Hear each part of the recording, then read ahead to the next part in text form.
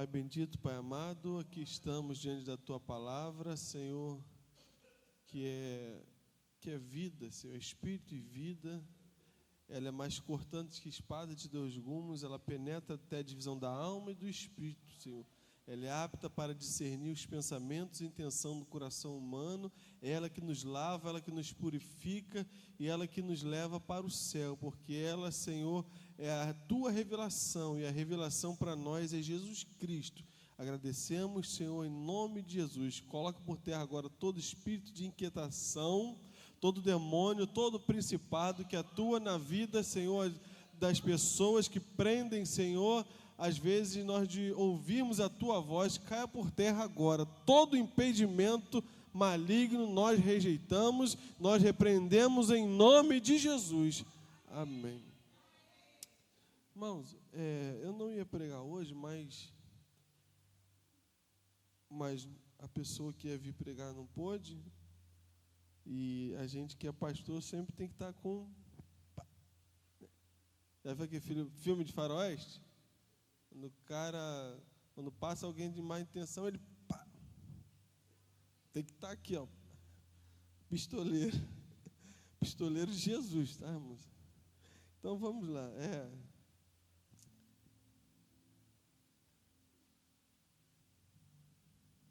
amém. Jeremias, estava sentado ali domingo, antes de começar o culto, o senhor falou muito forte nesse texto comigo. Queria compartilhar algumas coisas com os irmãos, nesse pouco tempo que temos aqui, para depois estarmos orando aqui juntos. Jeremias 29. Jeremias o livro do profeta Jeremias é muito interessante, né? Porque ele retrata muitas coisas que aconteceram com o povo de Israel, né, na antiguidade, mas ele tem muitos ensinamentos para a igreja de Jesus também. Porque tudo que foi escrito para o nosso ensino, diz o apóstolo Paulo. Tudo que foi, né, deixado foi para o nosso ensino. Por mais que a gente não viva naquele tempo, mas os princípios da palavra nós podemos extrair e aplicar para as nossas vidas. Amém? Por isso temos que entender o tempo que foi escrito, para quem foi escrito o livro, para não pegarmos coisa e aplicarmos sem entendimento. Tem coisas que, né, nós podemos aplicar, tem coisas que nós não podemos, porque foi para um tempo específico da história. Então, mas aqui nós vemos um princípio de Deus. E algumas coisas nós temos falado nesses dias. Falamos na célula, como foi falado aqui com o pastor José Carlos, Jeremias 33, né? 33:3, clama a mim, respondeste-ei, anunciai coisas grandes e firmes que não. Então, está inserido neste contexto de Jeremias 29. Por quê? Jeremias foi um profeta que viveu e profetizou no reinado do sul, antes e durante o exílio babilônico, quando o povo de Deus, depois de ter pecado, e várias vezes pecado, rotineiramente, costumeiramente pecando e errando, né? Com vários tipos de pecado, entrando em Judá, no reino do sul. O reino do norte já havia sido levado cativo, agora Deus ia tratar com o povo do sul, que se enveredou também pelo mesmo caminho, né, do reino do norte. E Deus levanta Jeremias para profetizar, para alertar o povo. Por mais ou menos uns 20 anos, ele fica profetizando, alertando o povo, que talvez se o povo ainda mais tivesse pecado, ainda mais, se eles tivessem ainda assim se arrependido no tempo de Jeremias, talvez Deus não exercesse o seu juízo, né, talvez exercesse um pouco mais de misericórdia.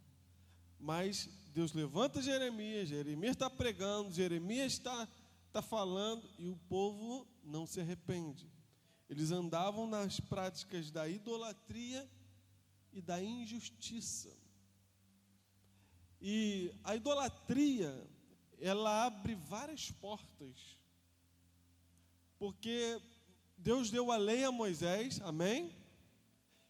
E dando a lei a Moisés, ele falou: só adorarás ao Senhor teu Deus. A lei era muito clara. Eles não podiam trazer nenhum tipo de outro deuses, porque não são deuses, são espíritos malignos. Nenhum tipo de divindade eles poderiam adorar. Nenhum tipo de ídolo, poste-ídolo, imagem podia entrar, porque a lei era bem clara. A lei era: só adorarás ao Senhor teu Deus. Vocês só vão se curvar ao Senhor teu Deus. E quando a idolatria entra junto da idolatria tudo quanto é tipo de pecado. Porque a idolatria é o culto a uma divindade pagã, uma divindade que não era do povo de Deus. Uma divindade, um espírito. E quando a idolatria entra, ela traz consigo vários outros tipos de pecado. Por exemplo, quando eles trazem Moloque e começam a adorar o Moloque, o problema não é só mais a idolatria. O problema agora é que eles estão o quê? Sacrificando crianças dentro do arraial de Deus. Eles estão sacrificando crianças, e às vezes até queimadas, para Moloque. Então a idolatria traz um outro pecado, que é o pecado do homicídio, ou o pecado da maldade, da crueldade, da iniquidade. E assim também com vários outros deuses. Diana, Astarote. Diana já é mais um pouco na frente com os Efésios, mas eles tinham, os deuses, eles só iam trocando às vezes de nome. Astarote, aí tinha os outros,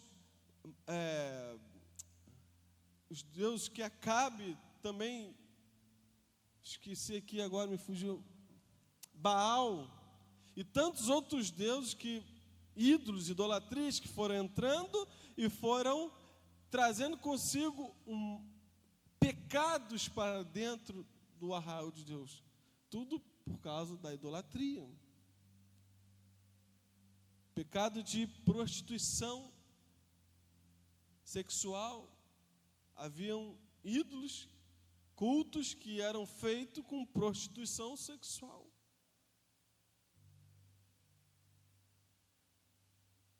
E vários tipos de outros cultos que iam entrando por causa da idolatria e o povo de Deus se afastando do Senhor, seu Deus. E tudo foi previsto na lei de Moisés. Olha, cuidado. Eis que eu ponho hoje diante de ti a bênção e a maldição. Escolhe a bênção. Escolhe a bênção. Porque se vocês escolherem a maldição, eu vou enviar a praga, eu vou enviar o gafanhoto, eu vou enviar a espada, a fome, eu vou tirar vocês da terra de vocês. Está lá tudo em Deuteronômio 28. Pega Deuteronômio e dá uma lidinha. Deus avisando ao povo: não faça, porque se vocês fizerem, o juízo vai vir. E cedo ou tarde o juízo de Deus ele vem, irmãos. E ali o povo é levado ao cativo por Nabucodonosor, imperador, rei da Babilônia, e ali eles estão no cativeiro. E Jeremias está avisando. Olha o que diz Jeremias 29, vamos ler. Vamos ler assim. 10. Porque assim diz o Senhor, certamente que passados 70 anos na Babilônia, ou seja, eles estavam já cativos na Babilônia,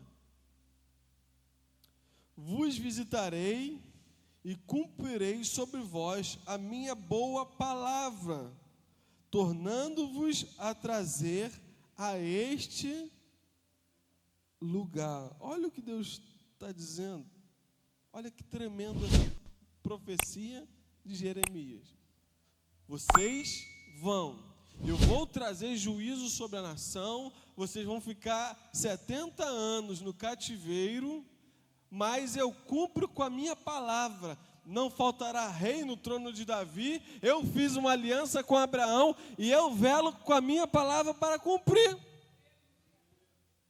Eu vou trazer de volta. Olha que tremendo, irmãos, aqui. Aí ele continua: então me invocareis, e ireis e orareis a mim, e eu vos ouvireis.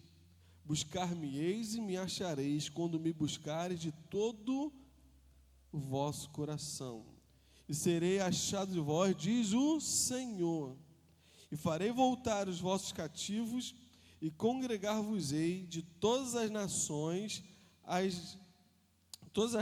dos todos os lugares, para onde vos lancei, diz o Senhor, e tornarei a trazer-vos ao lugar de onde vos transportei, porque diz, o Senhor nos levantou profeta na Babilônia. Olha que interessante esse texto. Então Deus está dizendo, vocês vão, mas existe uma maneira de vocês saírem de lá. E aí nós vamos agora traçar um paralelo com as nossas vidas. Porque muitas vezes nós não somos diferentes do povo de Israel. A gente olha e julga demais, né? Mas às vezes nós levantamos ídolos também no nosso coração. Às vezes nós também caímos em vários pecados que o povo de Deus ele errava também. E às vezes Deus nos deixa passar o quê? Por cativeiros e aflições para Ele nos tratar. Lógico, abrindo um parênteses, nem tudo que a gente passa é fruto do pecado.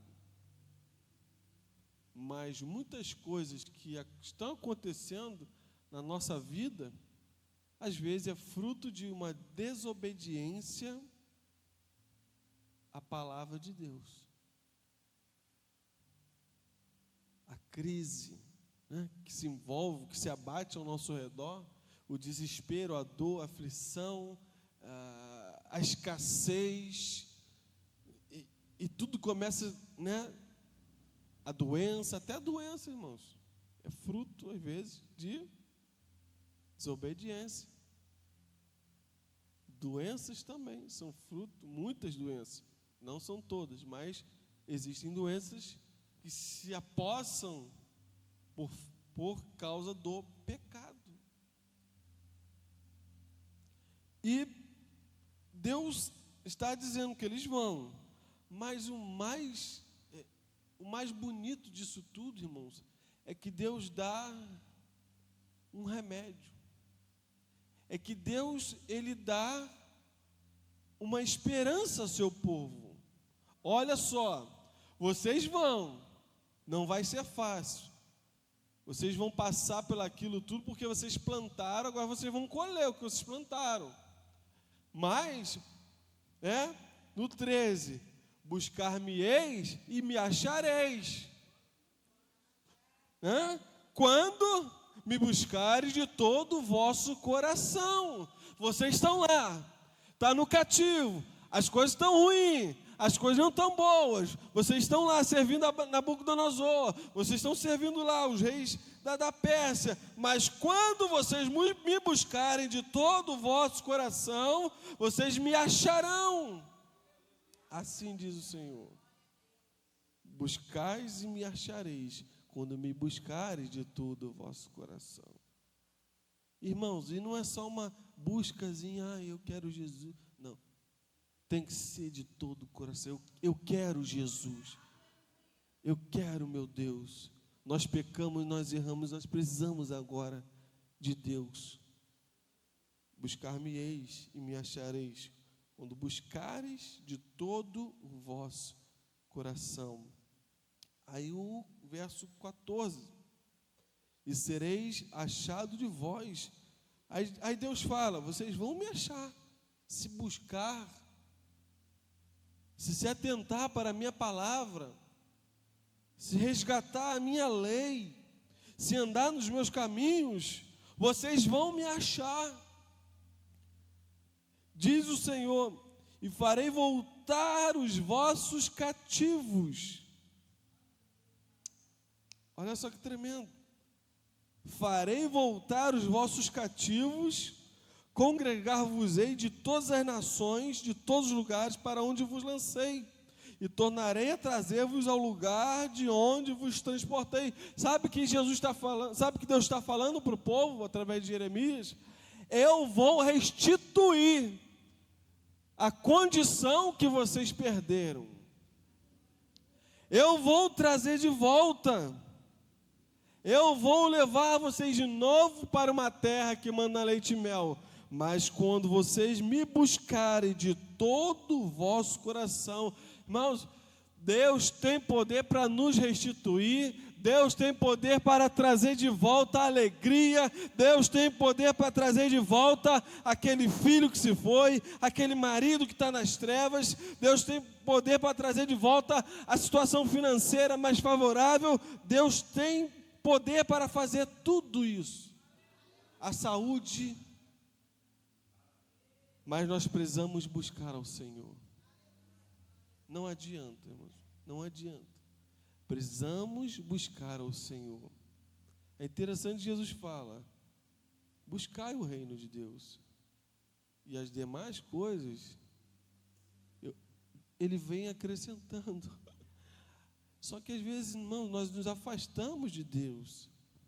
E é igual o povo de Israel, se afasta de Deus, vai colher o juízo de Deus. Às vezes nós achamos que porque estamos na nova aliança, e a nova aliança nos dá a licença para ficar pecando, para errar, para ver uma vida de qualquer jeito. Estamos na nova aliança, estamos na era da graça. Irmão, você está na era da graça, você está na nova aliança, sim, mas a nova aliança não exclui a lei.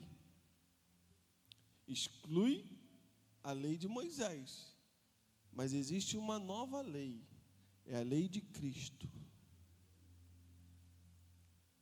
Jesus vai falar, um novo mandamento vos dou. Tem um novo mandamento. Jesus no Sermão do Monte vai falar, ouvis o que diz os antigos, as escrituras, a lei? Eu, porém, vos digo. A lei diz aqui assim, a lei é rasa, eu digo acima da lei. Então não pense que não existe lei, a lei de Cristo. E a lei de Cristo é bem clara. Vá e não peques mais, para que não te suceda coisa pior. A lei de Cristo é: arrependei-vos e convertei-vos, para que sejam perdoados os vossos pecados. Essa é a lei de Cristo, aleluia. E Ele nos capacita a viver a sua lei. A lei de Cristo não é a lei de Moisés, mas é a lei de Cristo. Acho que é lá em Hebreus que vai falar que quando a mudança de sacerdotes, é necessário que faça mudança na lei. A lei, ela sofreu uma mudança. Nós passamos da lei de Moisés para agora a lei de Cristo. E muitos teólogos, muitos lugares, igrejas e congregações, às vezes, elas ficam perdidas nisso. Quem não sabe o que faz, se faz as coisas do Antigo Testamento, se faz as coisas do Novo Testamento, aí bota chofar na igreja, nada contra chofar, se quiser tocar um chofar, mas não tem valor nenhum no sentido de de doutrina cristã não tem valor. Pode ter um valor profético num momento, aí bota o candelabro, aí começa a botar aqueles mantos judaicos, aí começa a se guardar festas e dias, e agora é preocupação com o sábado, e não sabe o que guarda, se guarda a lei de Cristo ou se guarda a lei de Moisés. Aí vira aquela bagunça. Fala assim: eu guardo a lei de Jesus. Aleluia. E o que é importante da lei de Moisés, Jesus ratificou na nova aliança. Simples assim, irmãos. É simples. O que é importante da lei de Moisés, Jesus ratifica. É a lei moral. A lei de Moisés diz: não matarás. Continua valendo a lei? Continua. Jesus diz: a lei diz: odiarás o seu inimigo, é dente por olho. A lei diz: dente por olho, né? Olho por olho, dente por dente, né? Eu, porém, vos digo: amai os que vos perseguem. Aleluia. A lei de Cristo é superior, ela sobe o nível. Mas existe lei. A lei de Cristo é outra. E ela é superior. Então, o que Jesus precisou ratificar está lá nos evangelhos e nas cartas apostólicas. Amém? Nós não desprezando a antiga aliança. A antiga aliança, como nós falamos, ela é uma sombra daquilo que viria. Nós podemos entender a sombra olhando para a figura, que é Cristo. A lei e os profetas profetizaram até João Batista. A lei e os profetas profetizaram da graça, elas profetizaram de Jesus. Nós podemos entender a antiga aliança olhando para Cristo. Então, tem o seu valor, mas muitas coisas nós já não fazemos mais, porque agora nós vivemos numa outra lei, na lei de Cristo. Mas existe a lei, e Deus está falando: buscar-me-eis e me achareis, quando me buscareis de todo o vosso coração.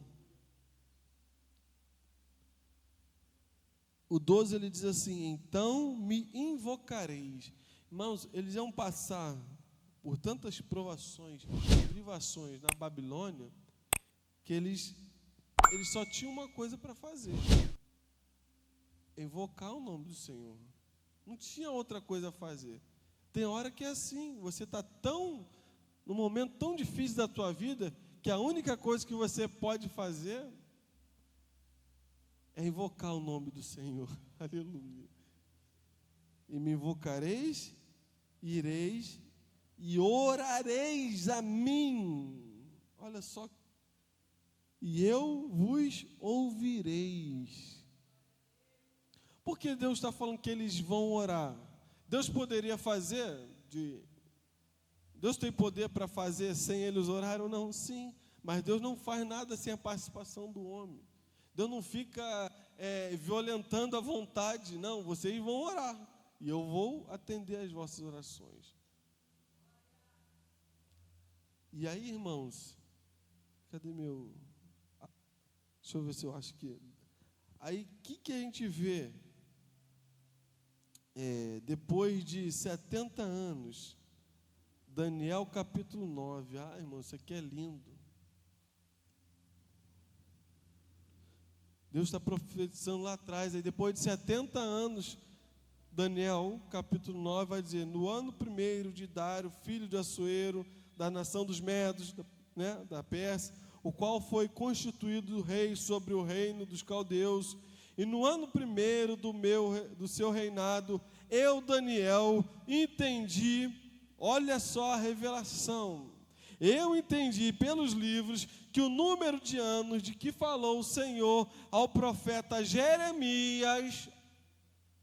Ele está lendo o que agora? Está lendo Jeremias, ele pegou a palavra para ler. Irmãos, Daniel foi para o cativeiro, o quê? Novo, menino, jovem, lembram? Quando Nabucodonosor chama alguns jovens para servir como eunucos no palácio. Eles foram jovens, mas agora já se passaram mais de 70 anos. Talvez aqui Daniel está com 70, 80, 85, por aí, não sei. Até 90, não sei. Mas está velho, mas está lendo a lei. Já está idoso, mas está lendo a lei. Né? Já passou o tempo, mas está meditando, bebendo da água da vida. E ele está meditando no profeta Jeremias. Ele diz que falou ao profeta Jeremias em que haviam de acabar a assolação de Jerusalém, e era de 70 anos. Ele começa a ler e fala: meu Deus, já está no tempo do cumprimento da promessa. Aleluia. Aí o que ele faz? Verso seguinte: e eu dirigi o meu rosto ao Senhor. Não é que Jeremias está falando lá no 29? Buscar-me-eis e me achareis quando me buscares. Olha o que ele diz: eu voltei o meu rosto ao Senhor, aleluia, para buscar em oração. Não é isso que Jeremias está falando? Vocês vão me orar, vocês vão orar. Buscar em oração e rogos e jejum, em pano de saco e cinza. Ele começa a se humilhar na presença do Senhor. Aleluia. Daniel entende que está próximo à redenção, e ele começa a se humilhar, orar, jejuar. E orei ao Senhor meu Deus, e confessei e disse: Senhor Deus, grande e tremendo, que guarda o conserto e a misericórdia para com os que te amam, e guarda os teus mandamentos. Pecamos e cometemos iniquidade. Agora ele se coloca também como uma pessoa. Ele se coloca como que um intercessor. O intercessor, ele se coloca no lugar do outro. Ele até não tem culpa. Ele até não tem aquela mácula daquele pecado que foi causado, mas ele se coloca como um intercessor. Irmãos, o ministério da intercessão é tremendo, porque na nova aliança, Deus nos chama a ser intercessores, e nós temos um intercessor que está de dia e de noite intercedendo por nós junto ao Pai, que é Jesus Cristo e o Espírito Santo de Deus, que ora por nós e geme com gemidos inexprimíveis. O Espírito Santo tem intercedido por nossas vidas. E Daniel se levanta como um intercessor, e ele diz: pecamos, cometemos iniquidades, e procedemos impiamente, e fomos rebeldes, apartamos-nos dos teus mandamentos e dos teus juízos, e não demos ouvido aos teus servos, os profetas, que em teu nome falaram aos nossos pais, nossos príncipes, nosso país, como também a todo o povo da terra. A ti, ó Senhor, pertence a justiça, mas a nós a confusão de rosto, como se vê neste dia aos homens de Judá. Ele começa a ver, a nossa situação, Senhor. A ti pertence a justiça, olha como está a nossa situação. E aos moradores de Jerusalém, e a todo Israel, e aos de perto, e aos de longe, e em todas as terras por onde os tem lançado, por causa da sua prevaricação, com que prevaricaram contra ti. Deus não só lançou o povo para Babilônia, uma grande parte foi para Babilônia, mas outros foram lançados por todas as terras, foram espalhados. Uns poucos ficaram em miséria, perambulando, mendigando lá nas ruínas em Jerusalém, no deserto. Outros foram espalhados, muitos foram escravizados por vários lugares, e muitos foram para o exílio. E aqui você começa a ver a restituição do povo de Israel à sua terra.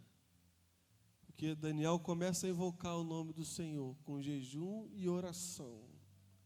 com jejum e oração, para que a sua realidade fosse mudada. A realidade da sua nação. E o que acontece? Por 21 dias, Daniel trava uma batalha no mundo espiritual. Olha só, irmãos, quanta coisa a gente aprende com a palavra de Deus. Não basta só orar, não basta só buscar. Tem que jejuar, tem que perseverar. Porque, irmãos, quanto mais a gente ora, mais há uma resistência. Até que as coisas rompam, até que as coisas fluam, existe uma resistência maligna. E as potestades, elas o quê? Elas, parece que elas travam a nossa vida, elas travam as coisas ao nosso redor, trava a igreja, trava um determinado setor ou uma determinada situação, mas nós precisamos o quê? Perseverar no jejum e na oração, acima de tudo na busca. Quando falamos busca a Deus, nós incluímos tudo: a oração, o jejum, a meditação, a leitura da palavra, né? A adoração, que era uma das coisas que o povo tinha deixado, a adoração, a verdadeira adoração. Tinha um momento que o povo adorava a Deus, levava lá no templo os seus sacrifícios, mas quando saía dali ia oferecer sacrifício para os postos ídolos. Era uma falsa adoração, uma adoração contaminada. E havia tempos que eles nem mais ofertavam, nem mais adoravam o Senhor com nada. E aí Deus levantava os profetas, e eles matavam esses profetas. Por isso Daniel está falando: Senhor, nós erramos, nós pecamos, nós precisamos da Tua graça. E depois do 21º dia, Deus envia o anjo para trazer uma resposta a Daniel. Daniel, um homem muito amado, eu tenho ouvido as tuas orações. Desde o primeiro dia que aplicaste o teu coração a clamar, a me buscar, eu tenho ouvido as tuas orações. Aleluia. Nós não podemos parar de orar. Quando você vai para Tessalonicenses, o apóstolo Paulo diz: orai sem cessar. Porque ele sabe o valor da oração. O apóstolo Paulo, os apóstolos lá, se você pega lá em Atos dos Apóstolos, você vai ver como eles estão envolvidos com a oração, o jejum, a meditação, a adoração. Estão buscando a Deus, e aí as coisas estão acontecendo, as coisas estão fluindo. Aí não faltava recurso, aí não faltava poder de Deus, aí não faltava manifestação da glória, aí as coisas fluíam. Tanto na vida espiritual, como na vida da comunidade. As coisas aconteciam na vida pessoal, porque havia uma busca por Deus. E Deus ia suprindo todas as necessidades. Aleluia. Irmãos, nós precisamos buscar ao Senhor. Vamos ficar de pé.